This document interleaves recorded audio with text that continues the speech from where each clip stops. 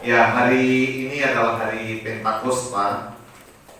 Memang tidak ada yang spesial dibanding dengan hari Natal atau hari Paskah. Namun demikian, ini juga adalah hari yang sangat penting di dalam kekristenan karena dimulainya sebuah era baru. Kalau kita menyelidiki bagian firman Tuhan, Bapak Ibu Saudara, ada yang namanya dispensasional. Dispensasional itu Allah bekerja pada waktu-waktu yang khusus dengan cara-cara yang khusus juga.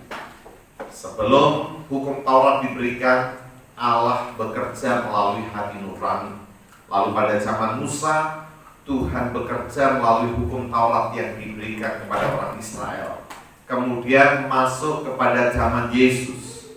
Lalu setelah Yesus naik ke surga, era baru dimulai, yaitu era gereja, di mana Roh Kudus dicurahkan atas setiap orang yang percaya. Jadi ini adalah babak penting, ini adalah sebuah era penting di mana Roh Kudus diberikan kepada setiap orang yang percaya. Ketika kita percaya Yesus, ya, dalam Efesus 1 ayat yang ke-14, saat itu juga kita dimeteraikan oleh Roh Kudus. Saat kita membuka hati menerima Yesus sebagai Tuhan dan Juru Selamat, saat itu kita didiami oleh Roh Kudus.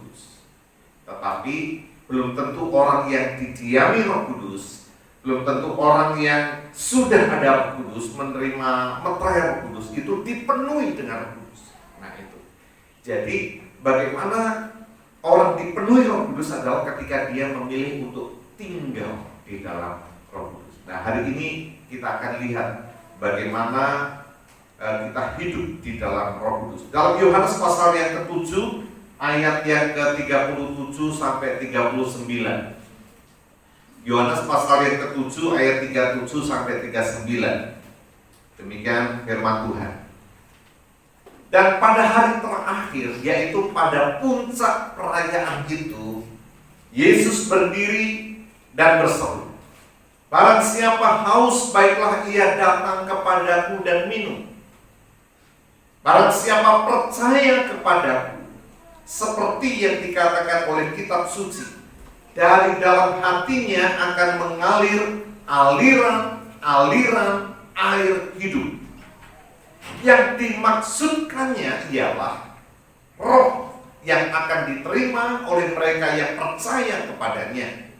Sebab roh itu belum datang karena Yesus belum dimuliakan. Ya, Bapak Ibu Saudara, ini 3 ayat yang menarik untuk kita pahami bersama-sama. Bagaimana kehidupan yang dipenuhi dengan Roh Kudus atau kehidupan yang tinggal di dalam Roh Kudus. Perkataan ini diucapkan oleh Tuhan Yesus pada saat hari raya Pondok Daun, ya. Di saat orang-orang Israel dari berbagai tempat mereka datang ke Bait Allah yang ada di Yerusalem merayakan hari raya Pondok Daun selama 7 hari berturut-turut. Dan kemudian di puncak perayaan itu Tuhan Yesus berdiri dan mengatakan akan hal ini. Dan ini menjadi sebuah pelajaran penting bagi kita. Apa maksud dari perkataan Tuhan Yesus ini berkaitan dengan hidup di dalam Roh Kudus? Yang pertama, Bapak Ibu Saudara, hidup di dalam Roh Kudus itu akan memuaskan dahaga jiwa kita. Bapak Ibu Saudara dikasih Tuhan, rupanya dahaga itu bukan saja secara fisik yang dibutuhkan bagi tubuh kita, tetapi jiwa kita itu juga bisa dahaga. Jiwa kita juga bisa haus. Kalau haus akan air biasa, mudah diobati. Tapi kalau jiwa yang haus itu sangat sulit diobati. Nah, Tuhan Yesus ini berkata di puncak perayaan itu menarik, Bapak Ibu Saudara. Saya mau melakukan penyelidikan. Apa sih yang dilakukan, ritual apa sih yang dilakukan oleh orang-orang Yahudi pada hari raya Pondok Daun? Saya menemukan ada 3 hal. Yang pertama adalah para imam-imam agama Yahudi, mereka akan berdiri di pintu gerbang bagian timur Bait Allah. Saat itu pintu gerbang Bait Allah belum dihancurkan. Jadi mereka akan berdiri di pintu gerbang bait Allah para imam ini pada waktu matahari baru terbit. Ya, mereka ada di sebelah timur tapi mereka menghadap ke barat. Begitu matahari terbit, lalu para imam ini berkata, "Ya Allah pencipta langit dan bumi, bapak-bapak nenek moyang kami, pagi-pagi mereka menghadap ke timur dan mereka menyembah kepada matahari, tetapi kami menghadap ke barat, yaitu menghadap kepada bait Allah. Kami menghadap kepada Engkau untuk sujud menyembah Engkau." Jadi itu dilakukan selama 7 hari untuk meyakinkan umat bahwa pusat penyembahan mereka berpusat kepada bait Allah, di mana Allah hadir di dalamnya.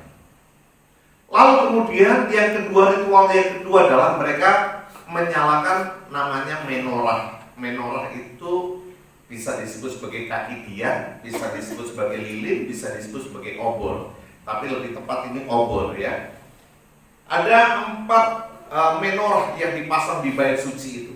Yang menarik bahwa sumbu-sumbu menorah ini dipilih dari baju-baju bekas para imam. Baju-baju bekas para imam dipakai sebagai sumbunya. Dan itu menjadi seperti obor pada malam hari untuk menerangi selama perayaan Pondok Daun 7 hari itu. Ini berkaitan nanti dalam pasal selanjutnya ketika Tuhan Yesus berkata apa? Akulah terang dunia.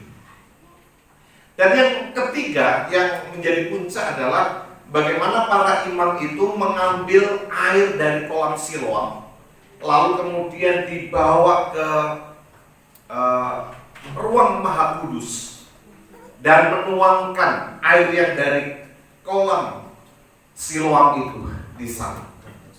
Pada hari yang ke-7 mereka membawa dalam sebuah tempat yang terbuat dari emas. Mereka berkeliling bait Allah itu selama 7 kali dan kemudian menuangkannya di ruang Maha Kudus. Sebagai bentuk apa? Sebagai bentuk mereka percaya bahwa Tuhanlah yang memberikan rezeki pada mereka. Tuhanlah yang memberikan air kehidupan. Tuhanlah yang melimpahkan berkat. Dan itu menjadi puncak perayaan itu. Dan tepat pada saat itu Yesus berdiri dan berkata, "Barang siapa percaya kepadaku sesuai dengan kitab suci, maka dari dalam hatinya akan mengalir aliran air hidup." Yang dimaksudkan dalam catatan Yohanes itu adalah Roh Kudus. Roh Kudus saat itu belum datang sebab Yesus belum dimuliakan, Yesus belum mati, Yesus belum bangkit. Tapi ketika Yesus mati dan bangkit, 40 hari dia menyatakan diri, dan tepat pada hari Pentakosta, hari yang ke-50, Roh Kudus dicurahkan. Sehingga bagi setiap orang percaya, janji ini digenapi. Bapak Ibu Saudara, yang menarik ini ungkapan Tuhan Yesus yang kesekian kalinya yang menyatakan sesungguhnya Yesus itu adalah air kehidupan. Di dalam Yohanes pasal 6 ayat 35, Tuhan Yesus berkata demikian, "Akulah roti hidup. Barang siapa datang kepadaku, ia tidak akan lapar lagi. Dan barang siapa percaya kepadaku, ia tidak akan haus lagi." Bapak Ibu Saudara, yang dapat memuaskan dahaga jiwa kita hanyalah Tuhan. Melalui Roh-Nya yang diberikan kepada kita, Dia dapat melegakan kehausan jiwa kita. Hal-hal yang ada di dunia ini tidak akan pernah bisa memuaskan dahaga jiwa kita. Dan kalau orang itu dahaga, maka apapun akan dilakukan untuk memuaskan dahaga jiwanya. Ada seorang wanita Samaria yang dijumpai oleh Tuhan Yesus yang sedang menimba air di sumur Yakub siang hari. Lalu Yesus mendekatinya dan Yesus berkata, "Berikanlah aku air." Lalu perempuan itu berkata, "Engkau tidak akan mengatakan itu kalau kau tahu bahwa aku seorang Samaria." Lalu percakapan berlanjut sampai kemudian di dalam pasal 4 ayat 13-14 Yohanes ya, jawab Yesus kepadanya, "Barang siapa minum air ini, ia akan haus lagi. Tetapi barang siapa minum air yang akan kuberikan kepadanya, ia tidak akan haus untuk selama-lamanya. Sebaliknya, air yang akan kuberikan kepadanya akan menjadi mata air di dalam dirinya yang terus-menerus memancar sampai kepada hidup yang kekal. Wah, ini indah sekali. Langsung wanita Samaria ini berkata, berikanlah air itu kepadaku Tuhan. Rupanya wanita Samaria ini memang mencari air yang seperti itu untuk dapat memuaskan jiwanya. Dan Tuhan langsung menjawab terhadap pergumulan hatinya. Tuhan Yesus berkata, panggil suamimu. Dia berkata, aku tidak punya suami. Tuhan berkata, tepat katamu, engkau sudah bersuamikan 5, dan yang sekarang itu bukan suamimu. Entah suami siapa itu yang ada di rumah. Rupanya dia memiliki kehausan jiwa wanita Samaria ini. Mencoba mengisi kekosongan jiwanya dengan ganti suami.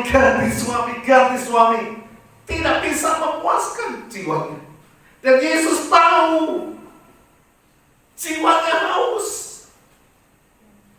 Hanya melalui air kehidupan yang diberikan Yesus kepadanya lah yang dapat memuaskan dahaga jiwanya.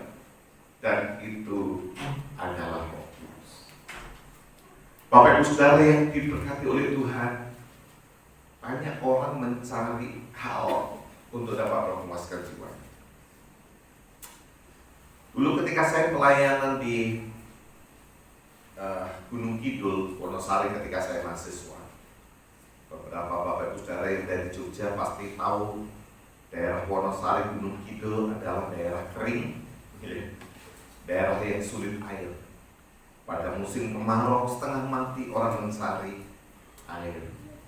Dan bahkan tidak enak untuk dibicarakan ini, air kencing sapi pun diminum, ya, dikonsumsi. Karena orang butuh air, ya. Ketika jiwa kita dahaga, maka secara otomatis kita mencari pemuasan. Itulah sebabnya orang terlibat dalam free sex atau seks bebas. Orang terlibat dalam pornografi. Orang mencoba memuaskan dengan minum-minuman keras, dengan narkoba. Atau orang mengalihkan perhatiannya dengan infotainment, dengan gadget, dengan games. Orang mencoba memuaskan kehausan jiwanya dengan hal-hal lain. Tapi bukannya terpuaskan jiwanya, tapi justru mengalami kehausan demi kehausan seperti orang haus tapi dia minum air laut atau air garam. Bukan kelegaan yang dijumpai, tapi haus terus. Tidak pernah puas. Sesungguhnya kepuasan itu adalah saat kita percaya kepada Yesus. Dan melalui iman kita kepada Yesus, Roh Kudus dimeteraikan di hati kita. Roh Kudus yang tinggal di dalam hati kita itulah yang dapat memuaskan jiwa. Bapak Ibu Saudara yang dikasihi Tuhan, mungkin muncul sebuah pertanyaan. Pak, saya sudah 10 tahun lalu menerima Yesus sebagai Tuhan dan Juru Selamat. Tapi mengapa saya masih haus? Mengapa jiwa saya masih dahaga? Persoalannya, apakah kita tinggal di dalam Roh Kudus atau tidak? Betul kita sudah percaya Yesus, betul kita sudah menjadikan Dia sebagai Tuhan dan Juru Selamat. Tapi seringkali kita tidak tinggal di dalam Roh Kudus. Kita tidak hidup dipenuhi oleh Roh Kudus. Kita dikendalikan oleh hawa nafsu kita sendiri. Kita dikendalikan oleh keinginan kita sendiri. Kita jauh dari persekutuan dengan Tuhan. Wajar kalau kita mengalami kehausan. Padahal kita sudah tinggal di dalam mata air kehidupan. Kita tinggal di dalam Yesus. Rohnya yang kudus menjadi jaminan. Ada air kehidupan yang akan terus memancar keluar dari dalam hidup kita.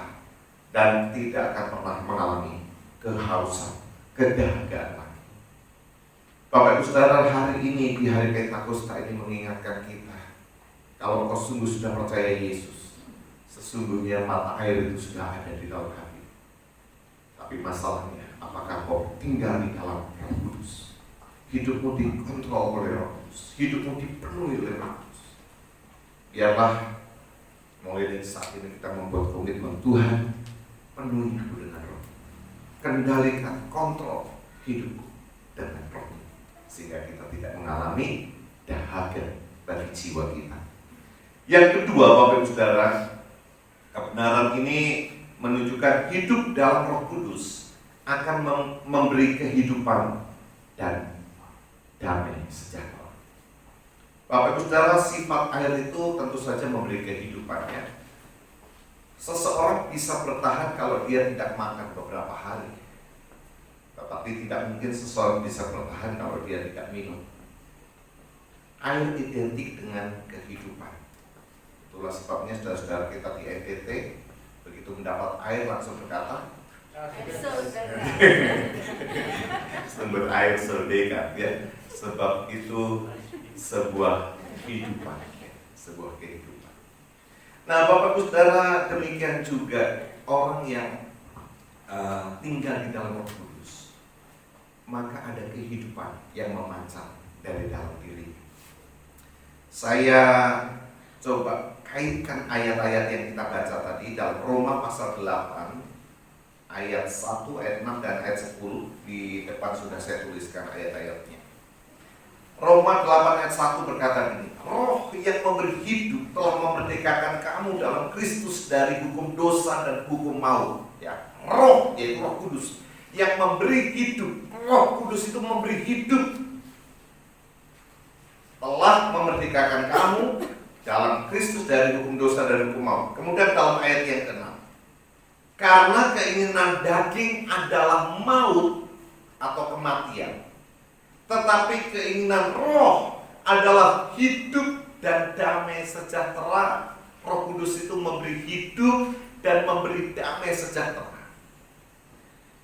Yang ayat 10, tetapi jika Kristus ada di dalam kamu, maka tubuh memang mati karena dosa, tetapi roh adalah kehidupan oleh karena kebenaran.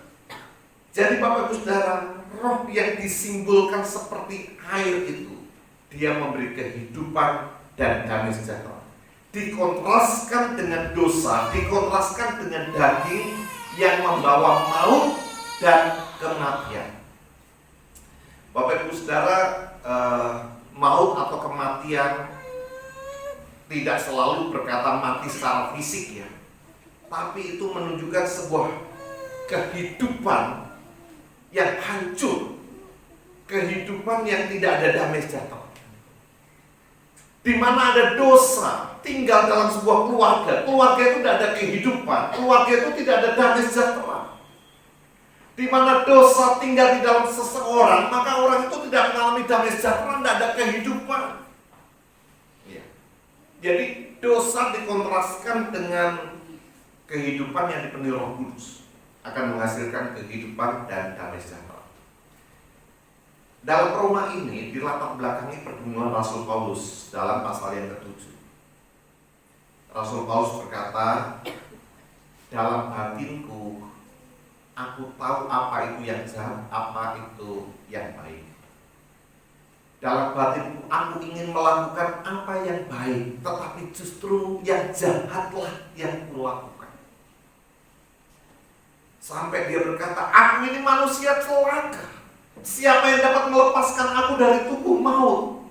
Aku tahu bahwa ini salah, aku tahu bahwa ini dosa, tapi celakanya aku tidak berdaya untuk melawan dosa itu. Aku tahu bahwa ini baik, aku tahu bahwa ini benar, aku tahu bahwa ini yang diinginkan oleh Tuhan, tapi celakanya kenapa kok aku tidak bisa melakukan hal itu? Jadi seperti tubuhnya itu tertawan di dalam dosa. Itu pasal 7 dalam surat Roma.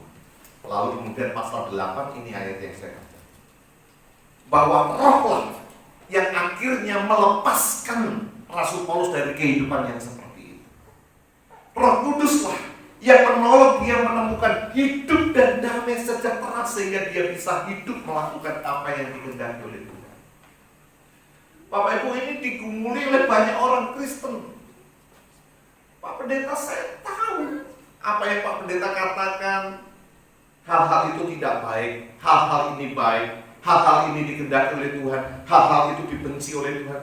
Saya tahu Pak Pendeta, tapi celakanya saya nggak berdaya. Hari Minggu saya menangis, hari Minggu saya bertobat, tapi hari Senin saya melakukan lagi, saya jatuh lagi. Itulah maut, itulah kematian, tidak ada kehidupan. Sehingga apa? Hasilnya tidak ada damai sejahtera. Dalam batin tidak ada damai sejahtera, dalam rumah tangga tidak ada damai sejahtera, karena tertawa terikat dengan dosa. Celaka, kata Paulus, aku ini manusia celaka. Siapa yang dapat membebaskan aku dari tubuh maut ini? Lalu dia berkata, syukur kepada Allah yang membebaskan dia oleh rohnya yang kudus. Bapak Ibu Saudara, hidup di dalam Roh Kudus memungkinkan kita mengalami sebuah kehidupan dan damai sejahtera yang indah di dalam Tuhan. Jadi putuskan di hari Pentakosta ini untuk kita hidup di dalam Roh Kudus, mengizinkan Roh Kudus mengontrol hidup kita, mengendalikan hidup kita, menuntun hidup kita, bukan keinginan kita sendiri. Setiap hari berdoalah, Roh Kudus pimpin hidupku. Aku tidak mampu berjalan sendiri. Sungguh aku pasti akan jatuh. Aku gagal. Tanpa Engkau aku tidak bisa. Tuntun aku, Roh Kudus. Penuhi aku dengan Roh. Kalau itu menjadi doa-doa kita, maka kehidupan dan damai sejahtera itulah yang akan memenuhi hidup kita. Dan itulah kehidupan yang indah, kehidupan yang Tuhan dijanjikan. Bapak Ibu, kalau kehidupan kita penuh dengan kegagalan, keterikatan, lalu apa artinya kita mengikut Tuhan? Lalu apa bedanya kita dengan orang lain, dengan orang yang ada di dunia ini? Sama saja. Tapi Yesus menjanjikan sebuah kehidupan yang berbeda dengan yang ditawarkan dunia ini. Tidak ada di tempat lain, hanya di dalam Yesus. Bahwa di dalam Yesus jiwa kita yang dahaga akan dipuaskan. Bahwa di dalam Yesus dan melalui Roh-Nya yang kudus kita menemukan kehidupan dan damai sejahtera. Amin Bapak Ibu. Sungguh ini hanya kita temukan dalam Yesus. Tidak ada di tempat lain. Hanya ada di dalam Yesus. Yang ketiga, Bapak Ibu, hidup di dalam Roh Kudus akan membuat kita memancarkan kehidupan. Ini saya suka sekali dan saya mengkaitkan apa yang Tuhan Yesus katakan. Barang siapa percaya kepadaku sesuai dengan kitab suci, maka dari dalam hatinya akan mengalir aliran-aliran air hidup. Sesuai dengan kitab suci, Tuhan Yesus tidak menunjuk satu ayat khusus. Ya, kitab suci yang mana? Tapi saya menafsirkan itu cocok dengan yang dikatakan oleh Nabi Yehezkiel dalam Yehezkiel pasal 47 ayat 1 sampai 12. Coba kita baca. Ini ayatnya indah sekali, Bapak. Yehezkiel 47 ayat 1 sampai 12. Kemudian ia membawa aku kembali ke pintu bait suci. Dan sungguh ada air dari bawah ambang pintu bait suci itu dan mengalir menuju ke timur. Sebab bait suci juga menghadap ke timur dan air itu mengalir dari bawah bagian samping kanan dari bait suci itu sebelah selatan Mizpah. Lalu diiringnya aku keluar melalui pintu gerbang utara dan di bawahnya aku berkeliling dari luar menuju pintu gerbang luar yang menghadap ke timur. Sungguh air itu membuah dari sebelah selatan. Ayat 3. Sedang orang itu pergi ke arah timur dan memegang tali pengukur di tangannya. Ia mengukur 1000 hasta dan menyuruh aku masuk ke dalam air itu, maka dalamnya sampai di pergelangan kaki. Ia mengukur 1000 hasta lagi dan menyuruh aku masuk sekali lagi dalam air itu. Sekarang sudah sampai di lutut. Kemudian ia mengukur 1000 hasta lagi dan menyuruh aku ketiga kalinya masuk ke dalam air itu. Sekarang sudah sampai di pinggang. Jadi makin dalam air yang mengalir dari bait suci tadi. Sekali lagi ia mengukur 1000 hasta lagi. Sekarang air itu sudah menjadi sungai, di mana aku tidak dapat berjalan lagi, sebab air itu sudah meninggi sehingga orang dapat berenang, suatu sungai yang tak dapat diseberangi lagi. Ayat 6. Lalu ia berkata kepadaku, sudahkah kau lihat, hei anak manusia? Kemudian dia membawa aku kembali menyusur tepi sungai. Jadi air yang dari bait suci tadi sudah menjadi sungai yang tidak terseberangi. Lalu kemudian dia sekitar menyusuri tepi sungai. Perhatikan, dalam perjalanan pulang, sungguh sepanjang tepi sungai itu ada amat banyak pohon di sebelah sini dan di sebelah sana. Ia berkata kepadaku, sungai ini mengalir menuju wilayah timur dan menurun ke arah Yordan dan bermuara di laut asin, air yang mengandung banyak garam, dan air itu menjadi tawar. Sehingga kemana saja sungai itu mengalir, perhatikan, kemana saja sungai itu mengalir, segala makhluk hidup yang berkeriapan di sana akan hidup. Ikan-ikan akan menjadi sangat banyak, sebab kesana, kemana saja air itu sampai, air laut di situ menjadi tawar. Dan kemana saja sungai itu mengalir, semuanya di sana hidup. Maka penangkap-penangkap ikan penuh sepanjang tepinya, mulai dari En-Gedi sampai En-Eglaim. Daerah itu menjadi penjemuran pukat, dan di sungai itu ada berjenis-jenis ikan, seperti ikan-ikan di laut besar, sangat banyak. Tetapi rawa-rawanya dan payah-payahnya, bukan hanya sungai, bukan hanya ikannya, tapi perhatikan tepi-tepinya, rawa-rawanya dan payah-payahnya tidak menjadi tawar, itu menjadi tempat mengambil garam. Ayat 12. Pada kedua tepi sungai itu tumbuh bermacam-macam pohon buah-buahan yang daunnya tidak layu dan buahnya tidak habis-habis. Tiap bulan ada lagi buahnya yang baru, sebab pohon-pohon itu mendapat air dari tempat kudus itu. Buahnya menjadi makanan dan daunnya menjadi obat.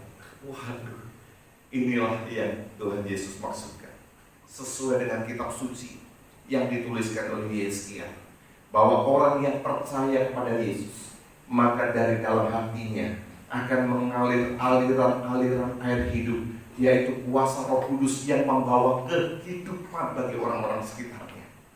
Sama seperti tadi, air mengalir dari bait suci sampai menjadi sungai, memberi kehidupan kepada orang-orang di sepanjang tepi sungai. Ada pohon-pohon yang tumbuh dan buahnya menjadi makanan, daunnya menjadi obat, membawa kehidupan. Bapak Ibu Saudara, secara singkat, orang yang tinggal dalam Roh Kudus, hidupnya akan bermanfaat bagi orang lain. Hidupnya akan jadi berkat bagi orang lain. Entah kenapa ya, saya kalau dekat dengan Bapak itu, ada damai. Saya merasa kemurahan hatinya, kebaikan Bapak itu sungguh dapat saya rasakan. Saya senang sekali kalau saya sharing dengan ibu itu. Selalu saya dikuatkan, selalu saya didorong. Bukan hanya itu saja, tapi setiap orang yang berjumpa dengan orang yang dipenuhi Roh Kudus membawa kehidupan. Ada dampak. Bapak Ibu, orang yang dipenuhi Roh Kudus itu tidak bisa disembunyikan. Sama dengan orang yang tidak penuh dengan Roh Kudus atau hidupnya dikuasai kedagingan yang beraroma kematian, itu juga tidak bisa disembunyikan. Kalau disembunyikan seperti apa, pasti akan tercium juga. Demikian juga orang yang penuh dengan Roh Kudus, tidak bisa disembunyikan, tidak bisa pura-pura, tidak bisa munafik, tidak bisa. Orang-orang di sekitarnya akan dapat merasakan dampaknya, sebab ada aliran-aliran kehidupan yang mempengaruhi dan menjadi berkat bagi sesama. Sudahkah tetangga kita merasakan kehidupan kita yang dipenuhi Roh Kudus? Sudahkah keluarga kita merasakan kehidupan kita yang dipenuhi Roh Kudus? Sudahkah teman-teman sekolah kita merasakan kehidupan kita yang dipenuhi Roh Kudus? Sudahkah teman-teman di kantor kita, di perusahaan merasakan kehidupan kita yang dipenuhi Roh Kudus? Adakah kehidupan di sana seperti yang dilukiskan? Bagian terakhir yang saya mau sampaikan, Bapak Ibu Saudara, selalu ketika kita berbicara tentang bait suci, itu berbicara tentang penyembahan kepada Tuhan. Rupanya kehidupan yang dipenuhi Roh Kudus itu mengalir dari penyembahan, mengalir dari tahta suci. Jadi saat kita intim dengan Tuhan, kita membangun keakraban dengan Tuhan melalui pujian penyembahan kita, maka disitulah akan meluap aliran-aliran air kehidupan yang akan menjadi berkat bagi orang. Kalau kita tidak intim dengan Tuhan, kita tidak membangun persekutuan akrab dengan Tuhan, bagaimana mungkin aliran-aliran itu dapat dirasakan oleh orang-orang di sekitar kita? Karena itu, buatlah mesbah-mesbah doa, persekutuan doa dalam keluarga. Carilah wajah Tuhan, setialah untuk terus menyembah Tuhan. Ketika engkau dekat dengan Tuhan, maka itu secara otomatis mengalir dari tahta Tuhan aliran-aliran air kehidupan yang mendatangkan damai sejahtera bagi kita, tetapi juga kemudian berdampak kepada orang-orang di sekitar kita. Amin, Bapak Ibu. Hiduplah tinggal di dalam Yesus.